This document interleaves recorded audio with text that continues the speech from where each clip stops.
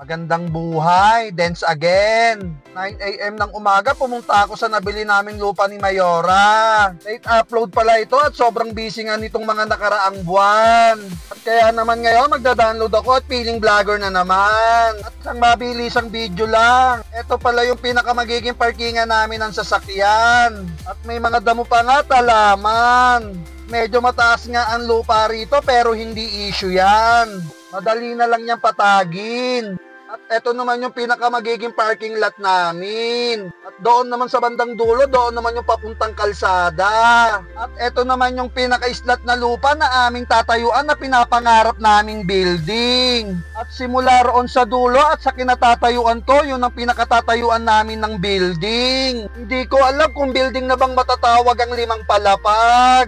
Pa-comment naman kung building na bang matatawag yon. Thank you! Binidyo ko pala ito para hindi ipagyabang. Gusto ko lang sabihin dito na talaga palang walang imposible. Gumagana ang pangarap basta tatrabahuin mo lang. Higit sa lahat, lagi mo lang isasama sa laban mo ang Diyos. Totoo lang, maraming nang iwan sa amin at hindi naniwala. Pero lahat yon naging aral. Kaya kung may pangarap ka at walang naniniwala sa'yo, hayaan mo lang sila.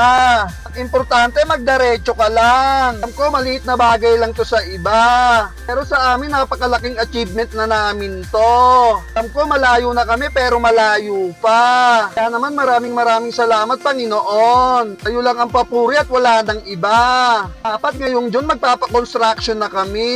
Kaso nagbababagyo dito sa Baguio. Kaya naman napagdesisyonan namin ni Mayora na October na lang kami magpa-construction. Nandito naman ako sa aming printing production.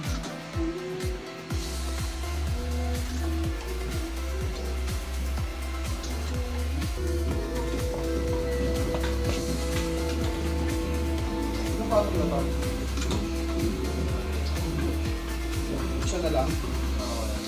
Yan, nag-print na nga ako dyan para mas mabilis namin matapos yung mga order at may deliver na namin.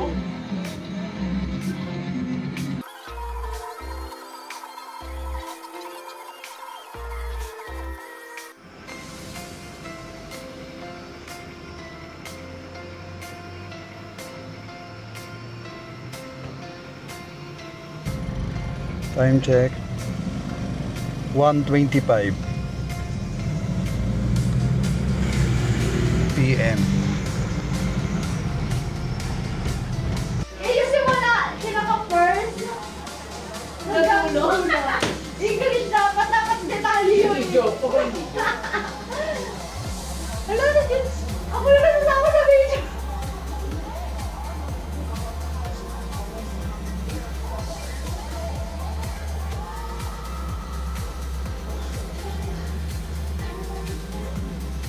John 20:29, Jesus said to him, "Because you have seen me, you have believed.